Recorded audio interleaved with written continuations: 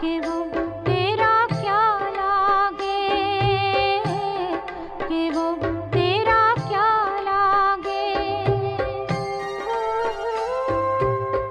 जिसकी मन में याद आते ही, जिसकी मन में याद आते ही नैनों से बह जाए धार, कि वो तेरा क्या लागे, कि वो तेरा क्या लागे। जो बाबा करे तुझे प्यार, जो बाबा करे तुझे प्यार, कि वो तेरा क्या लागे, कि वो तेरा क्या लागे।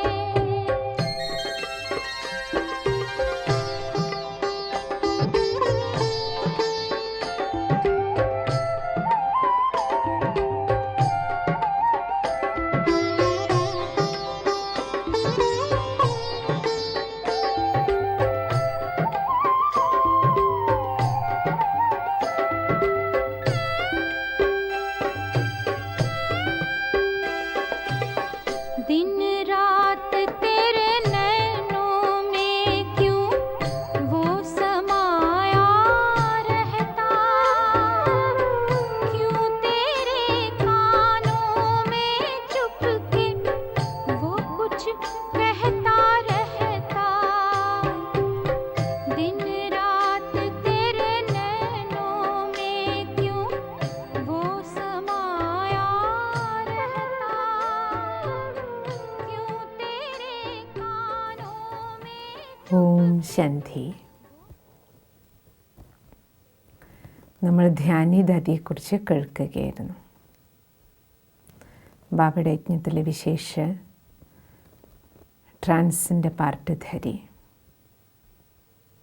മൃദുഭാഷിണിയും നിർമ്മല സ്വഭാവത്തിൻ്റെ ഉടമയുമായ ധ്യാനിദാദിയെക്കുറിച്ച് നമുക്ക് തുടർച്ചയായിട്ട് കേൾക്കാം. കൃഷ്ണ ബെഹൻജി പറയുന്ന അനുഭവമാണ് നമ്മൾ കേട്ടുകൊണ്ടിരുന്നത്.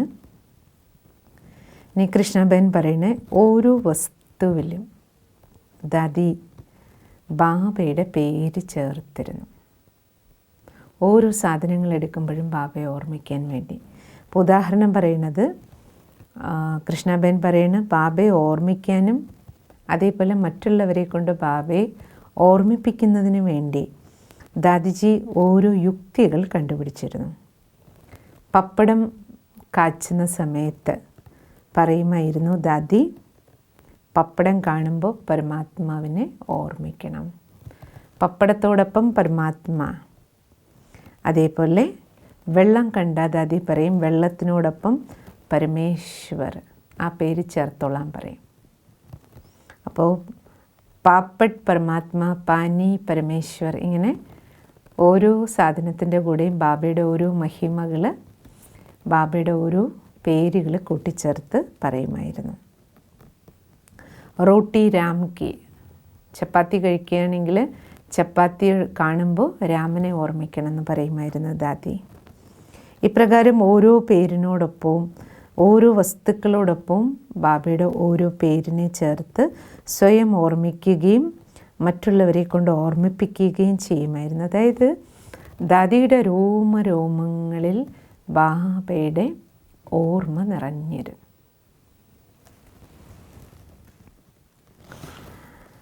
1978-79 ദാദിയുടെ കണ്ണിൻ്റെ കാഴ്ച കുറഞ്ഞു.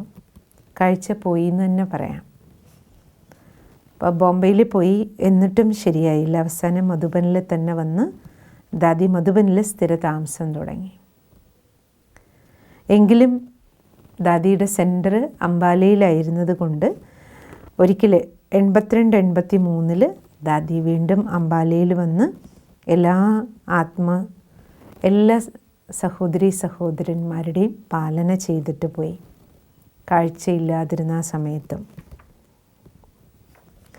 ദാദിയുടെ മനസ്സ് വളരെ ക്ലീൻ ആൻഡ് ക്ലിയർ ആയിരുന്നു. ചില സമയത്ത് ദാദി കൊച്ചു കുട്ടികളോടൊപ്പം ക്യാരംസ് കളിക്കുമായിരുന്നു. കൃഷ്ണബെൻ അനുഭവം പറഞ്ഞ് പൂർത്തിയാക്കിയതിന് ശേഷം ഇനി മറ്റൊരു സഹോദരൻ, പ്രസിദ്ധമായ ആർക്കിടെക്റ്റ് FC അഗ്നിഹോത്രി, അദ്ദേഹത്തിൻ്റെ സുപുത്രൻ ഓം പ്രകാശ് അഗ്നിഹോത്രി ദാദിയുടെ കൂടെയുള്ള അനുസ്മരണം ചെയ്യുകയാണ്. 1957 കാര്യമാണ് ഞാൻ പറയുന്നത്. ആ സമയത്ത് എനിക്ക് ഏകദേശം 18 വയസ്സ് പ്രായമുണ്ടായിരുന്നു. അപ്പോൾ ബ്രഹ്മകുമാരീസ് ആശ്രമം ഞങ്ങളുടെ വീട്ടിൽ തന്നെയാണ് നടന്നിരുന്നത്. ധ്യാനി ദാദിയുമായി എൻ്റേത് വളരെ അടുത്ത ബന്ധമായിരുന്നു. ദാദി ഒരു ഗ്ലാസ് വെള്ളം കുടിക്കണമെങ്കിലും ചായ കുടിക്കണം എങ്കിലുമെല്ലാം എന്നെ വിളിക്കുമായിരുന്നു. എന്നോടൊപ്പമേ ദാദി കുടിക്കുമായിരുന്നുള്ളൂ. ദാദി ഞാൻ വരാൻ വൈകുകയാണെങ്കിൽ കാത്തിരിക്കുമായിരുന്നു. അത്ര ഒരു മാതാവിൻ്റെ സ്നേഹം ദാദി എനിക്ക് തന്നിട്ടുണ്ട്. ദാദിയുടെ ജീവിതം ഇത്ര ശ്രേഷ്ഠമായിരുന്നു, തപോമയമായിരുന്നു. അതിൻ്റെ തെളിവ് ഏകദേശം 65-70 യുഗൾ പതി പത്നി കുടുംബസമേതം 70ഓളം കുടുംബങ്ങൾ കുടുംബസമേതം ബാബയുടെ ജ്ഞാനമാർഗത്തിൽ ആ സമയത്ത് അംബാല സെൻറ്ററിൽ ഉണ്ടായിരുന്നു. അപ്പോൾ തന്നെ നിങ്ങൾ മനസ്സിലാക്കിക്കോളൂ, ഈ യജ്ഞത്തിലുള്ള നിരവധി സമർപ്പിത സഹോദരിമാർ, നീലം ബഹൻ, ആശാ ബഹൻ തുടങ്ങി ഇൻഡോർ ഓം പ്രകാശ് ഭായ്, അവരുടെ എല്ലാ മാതാപിതാക്കൾ കുടുംബസമേത ജ്ഞാനമാർഗത്തിൽ സഞ്ചരിച്ചത് ദാദിജിയുടെ ജ്ഞാനം, സിംപ്ലിസിറ്റി, മനസ്സിൻ്റെ സത്യത, ശുദ്ധി, മൃദുഭാഷിണി, ദാദിയുടെ വളരെ കറയറ്റ സ്നേഹം, അത് കാരണമാണ് ഇത്രയും ആത്മാക്കൾ ബാബയുടെ അടുത്ത് വന്ന് ശലഭം പോലെ സമർപ്പിതമായത്.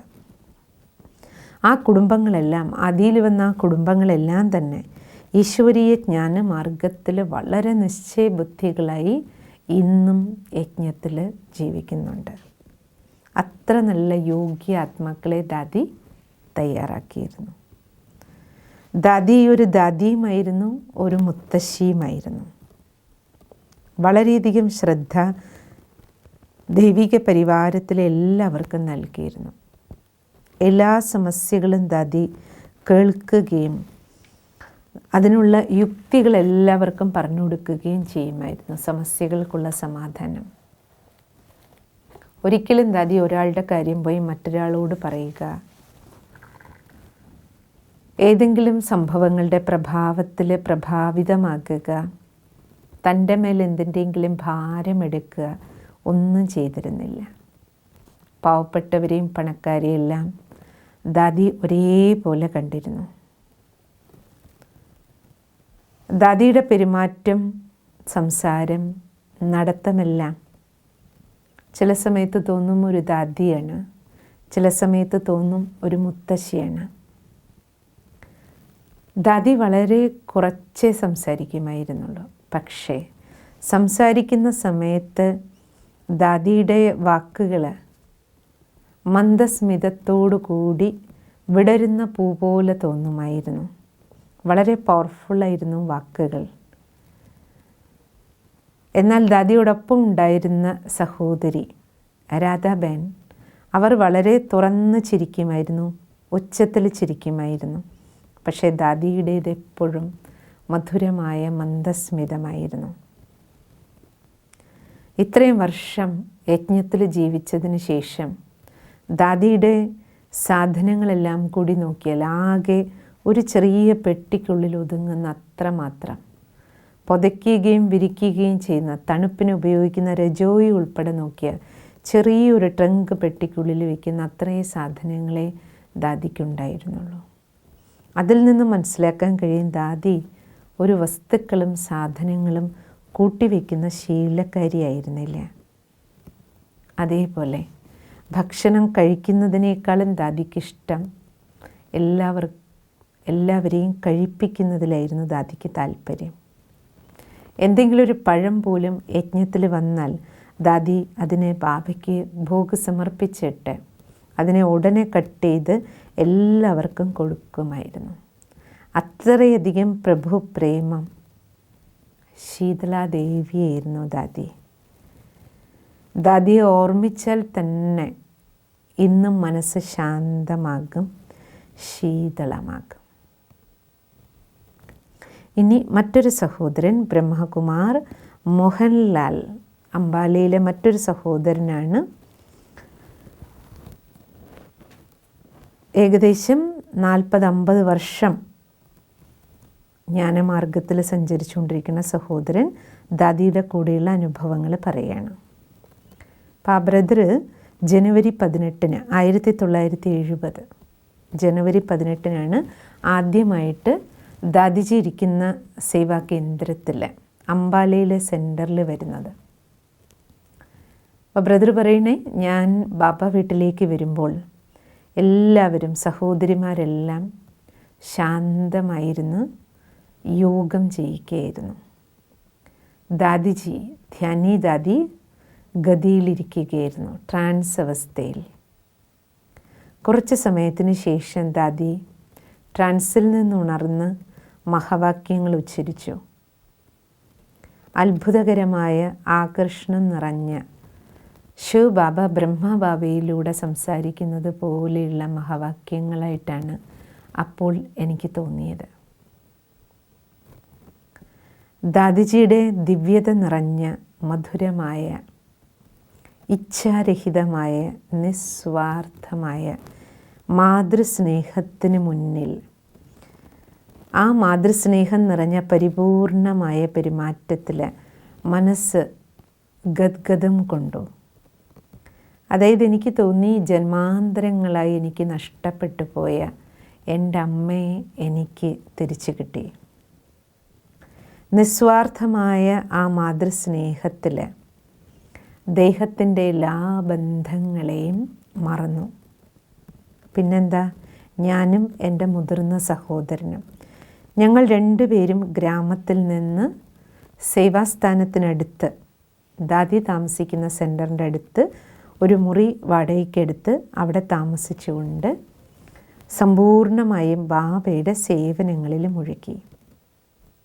ഞങ്ങൾ 2 സഹോദരങ്ങൾക്കും ദാദി കുടുംബത്തിൽ നിന്ന് കിട്ടുന്നതിനേക്കാളും കൂടുതൽ സ്നേഹം തന്നു. വ്യാഴാഴ്ച ദാദി സ്വയം ഭോഗുണ്ടാക്കി ബാബയ്ക്ക് സ്വയം ഭോഗ് സമർപ്പിച്ചിരുന്നു. ഭോഗ് ബാബയ്ക്ക് അർപ്പിച്ചതിന് ശേഷം ബാബയുടെ അലൗകിക സന്ദേശം, വദനത്തിൽ നിന്നുള്ള സന്ദേശം, കാരണം ദാദി ട്രാൻസിൽ പോകുമായിരുന്നല്ലോ, അപ്പോൾ ഭോഗ് സമർപ്പിക്കുമ്പോൾ ബാബ നൽകിയ ദിവ്യ സന്ദേശവും വന്നിട്ട് എല്ലാവരെയും കേൾപ്പിക്കുമായിരുന്നു. മറ്റൊരു വിശേഷത ദാദിയുടെ ബ്രദർ ഓർമ്മിക്കുകയാണ്. ദാദിജിയുടെ ബുദ്ധി വളരെയധികം തിരിച്ചറിയാൻ ശക്തിയുള്ളതായിരുന്നു.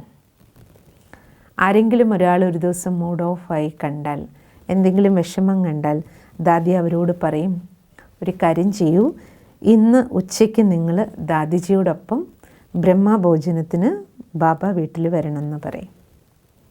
അവർക്ക് ബ്രഹ്മഭോജനം നൽകി, ഒപ്പം ദൃഷ്ടി നൽകി, വളരെ യോഗയുക്തമായി ശക്തി, യോഗത്തിൻ്റെ ശക്തി ആത്മാവിൽ നിറച്ച് ആത്മാവിനെ ആ മൂഡ് ഓഫിൽ നിന്ന് പുറത്ത് കൊണ്ടുവരുമായിരുന്നു. ബാബ വീട്ടിൽ വന്ന് പോകുന്ന ഒരാളും ടോളിയില്ലാതെ, പ്രസാദത്തിൻ്റെ പാക്കറ്റില്ലാതെ ഒരാളെയും ദാദി വിടുമായിരുന്നില്ല. ഒന്നുമില്ലെങ്കിൽ ഇത്തിരി കടല വറുത്തതെങ്കിലും കൊടുത്തിട്ടേ വിടുമായിരുന്നുള്ളൂ. അങ്ങനെയുള്ള വരദാനിയായിരുന്നു ദാദി. ദാദിയുടെ പവിത്ര ജീവിതത്തിൻ്റെ ഫലമായിട്ടാണ് 65ഓളം കുടുംബങ്ങൾ ആ സമയത്ത് സമ്പൂർണ്ണ പവിത്രത പാലിച്ചുകൊണ്ട് ഈശ്വരീയ യജ്ഞത്തിൽ ജീവിതം ജീവിച്ചത്. ഇത്രയധികം കുടുംബസമേതം ജ്ഞാനമാർഗത്തിൽ സഞ്ചരിക്കുന്നവർ ആ സമയത്ത് മറ്റൊരു സേവാകേന്ദ്രത്തിലും ഉണ്ടായിരുന്നില്ല. ദീപാവലിക്കും ജന്മാഷ്ടമിക്കും ദാദി ട്രാൻസിൽ പോകുകയും രാസലീല പറഞ്ഞ സ്വർഗത്തിലെ ഡാൻസ്, ആ അലൗകിക നൃത്തം ചെയ്യുമായിരുന്നു ദാദി. ആ സമയത്ത് ആരെല്ലാം ക്ലാസ്സിലുണ്ടോ എല്ലാവരും അലൗകിക മലാഖകളെ പോലെ ദാദിജിയോടൊപ്പം രാസലീല നടത്തിയിരുന്നു.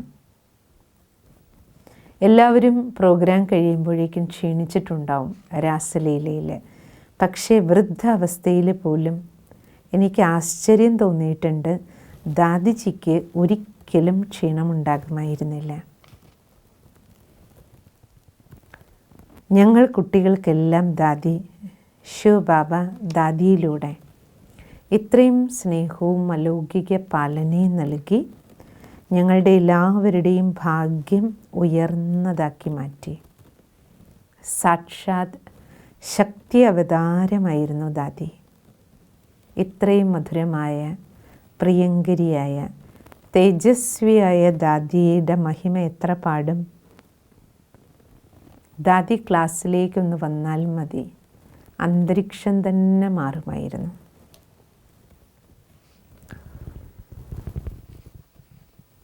സന്തോഷം കൊണ്ട് ദാദി എല്ലാവരുടെയും സഞ്ചി നിറച്ചിരുന്നു.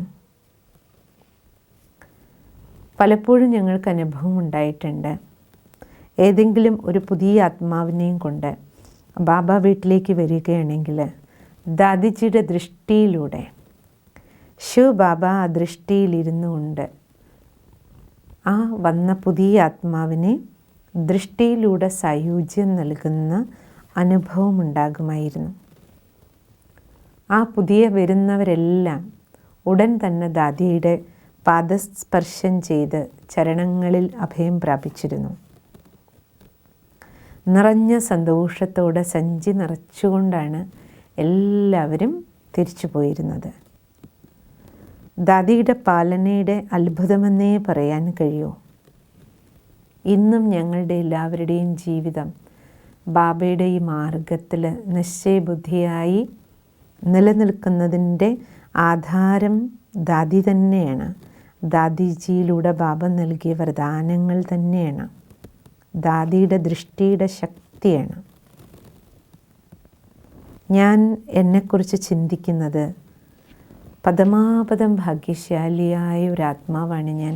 കാരണം ദാദിയുടെ പാലനയിൽ എനിക്ക് ജീവിക്കാൻ കഴിഞ്ഞുവല്ലോ.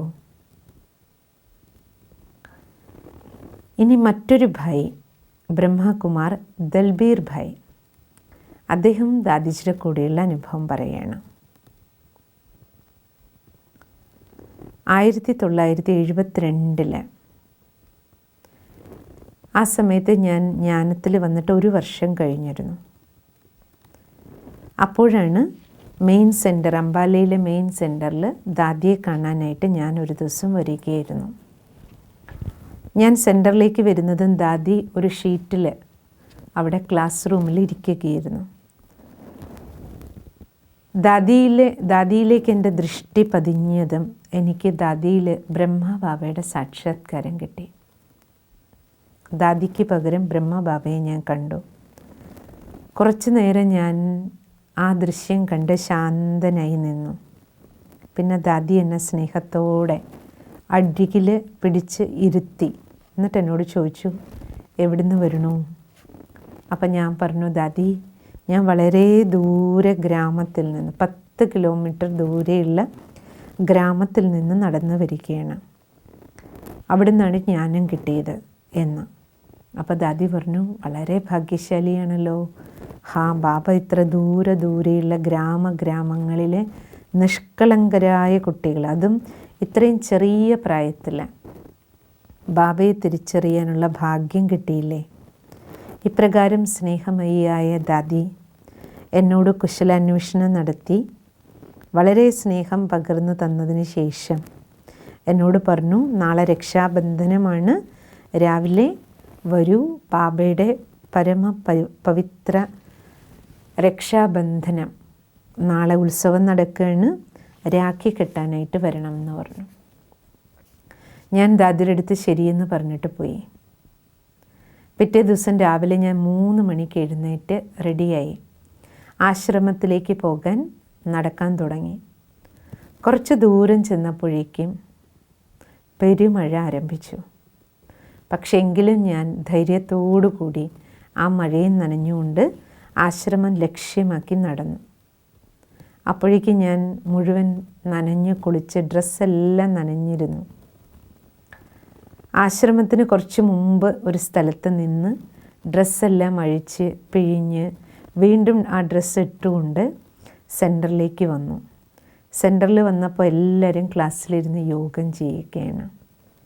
ഞാൻ ആകെ ശങ്കിച്ച് പുറത്ത് നിന്നു. അപ്പോൾ ഒരു സഹോദരി വന്നിട്ട് എന്നോട് ചോദിച്ചു, ഭായി എവിടുന്നാണ് വരണേ? അപ്പം ഞാൻ പറഞ്ഞു, വളരെ ദൂരെ ഗ്രാമത്തിൽ നിന്നാണ്.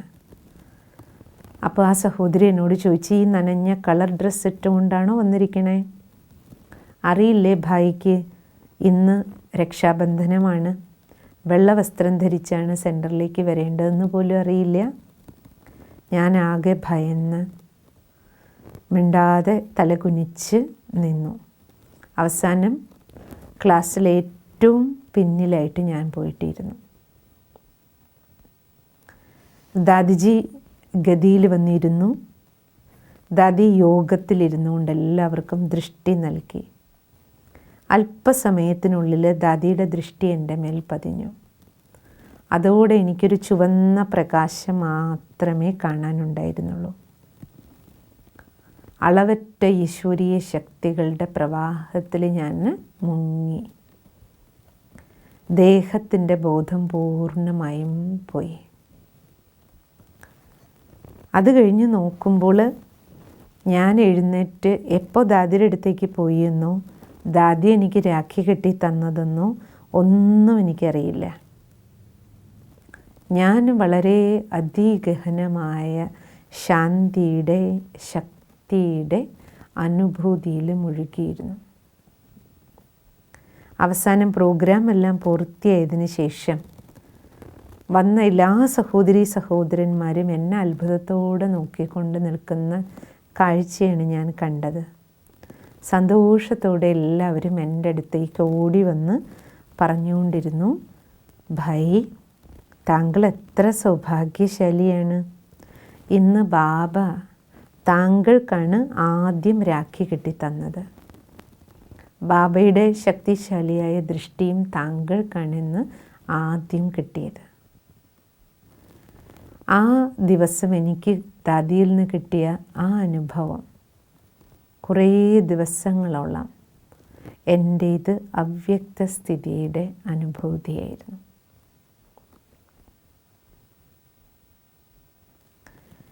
ഇനി ദാദിയെക്കുറിച്ച് ലാസ്റ്റ് നീലം ബഹൻ പറയുകയാണ്. ഞാൻ 4 വയസ്സ് പ്രായത്തിൽ അച്ഛൻ്റെയും അമ്മയുടെ ഒപ്പം സെൻറ്ററിൽ വന്നപ്പോൾ ദാദിയാണ് സെൻറ്ററിലുണ്ടായിരുന്നത്. എന്നെ കണ്ടതും ദാദി പറഞ്ഞു, യജ്ഞത്തിൽ നിന്ന് പോയ ആത്മാവാണിത്. ഈ കുട്ടിയെ വളരെയധികം നിങ്ങൾ ശ്രദ്ധയോടെ വളർത്തണം. കുട്ടികളുടെ പ്രോഗ്രാം എന്ത് സെൻറ്ററിൽ വയ്ക്കുമ്പോഴും ദാദി എന്നെ തന്നെയാണ് എപ്പോഴും ഗതിയിലിരുത്തിയിരുന്നത്. ഞാൻ ശാന്തമായി യോഗയുക്തമായി ഇരിക്കുമായിരുന്നു. എല്ലാ സഹോദരിമാരും എന്നെ കാണുമ്പോൾ പറയുമായിരുന്നു, ഈ കുട്ടിയെ കണ്ടാൽ തന്നെ ബാബയുടെ ഓർമ്മ വരുന്നു എന്ന്. ദാദി സദാ യോഗയുക്തവും ശാന്തവും ധൈര്യശാലി സ്ഥിതിയിലും ഗംഭീരതയോടുകൂടിയും കാണപ്പെട്ടിരുന്നു. ദാദിയുടെ ദൃഷ്ടി ഏത് ആത്മാക്കളിൽ പതിയുന്നോ അവരെല്ലാം ബാബയുടെ മക്കളായി മാറുമായിരുന്നു. വളരെ കുറച്ചേ ദാദി സംസാരിച്ചിരുന്നുള്ളൂ. പക്ഷേ പറയുന്ന വാക്കുകൾ വളരെ ശക്തിശാലിയായിരുന്നു. ആ വാക്കുകൾക്ക് കേൾക്കുന്നവരിൽ ഇന്ദ്രജാലം നടത്താനുള്ള ശക്തി ഉണ്ടായിരുന്നു. പ്രത്യേകിച്ചും കൊച്ചുകുട്ടികൾക്ക് ദാദി വളരെയധികം പാലനം നൽകിയിരുന്നു. ബാബയുടെ പ്രസാദവും നൽകിയിരുന്നു.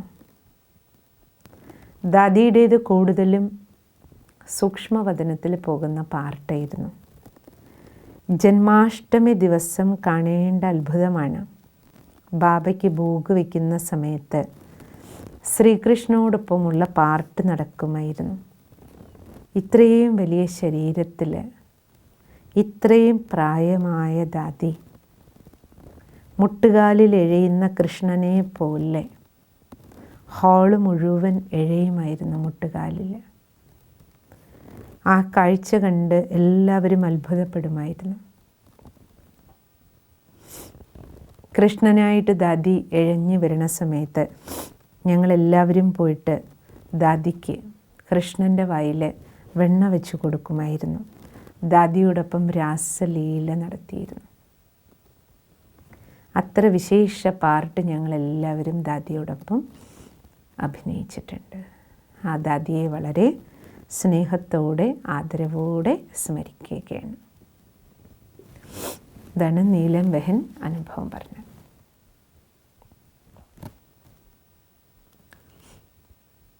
ഇന്നെന്തെല്ലാം കേട്ടു? ലാസ്റ്റ് ദാദിയുടെ സ്മൃതിയുടെ അവസാന ഭാഗമാണിന്ന് നമ്മൾ കേട്ടത്. ദാദിയുടെ അനുഭവങ്ങളിൽ നിന്ന് കേട്ട ശ്രേഷ്ഠ സ്മൃതികൾ മനസ്സിൽ റീസെറ്റ് ചെയ്യൂ. എന്ത് പ്രേരണകൾ കിട്ടി? അതും നമ്മുടെ ജീവിതവും കോർത്തിണക്കാം. ഇന്ന് കേട്ടതിൽ നിന്ന് എനിക്ക് എന്തെല്ലാം ചെയ്യാൻ കഴിയും? ഏതെല്ലാം ശ്രേഷ്ഠ ധാരണകൾ? ബാബയുടെ ഓർമ്മയിലിരുന്ന് ഏതെങ്കിലും ഒരു വിശേഷ ധാരണയെ ചൂസ് ചെയ്യും.